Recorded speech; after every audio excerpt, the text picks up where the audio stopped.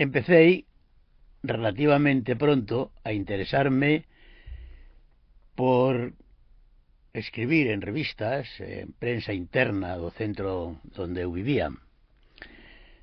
Era considerado eu, naquel tempo, máis como un científico que como un home de letras.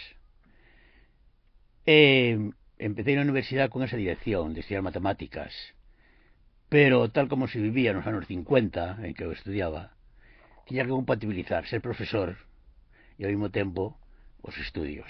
Era moi difícil, tal como estaban entonces todas as condicións para estudiar matemáticas en Madrid, compatibilizar as dúas cousas. Entón aconsellaronme que me contentase con un sector de letras. En esa dúbida entrei pola historia.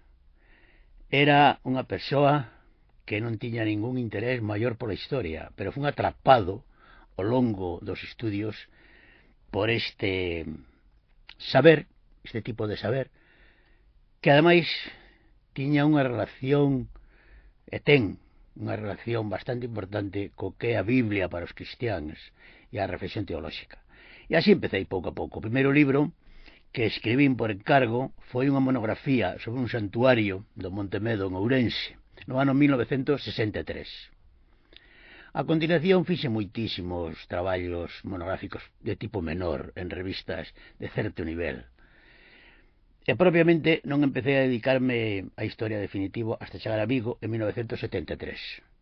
Entón, na nosa terra, cas súas finalidades, organizamos un equipo de historiadores que tiñan que unir dúas cousas: certa investigación e capacidade de divulgación dunha maneira seria e importante.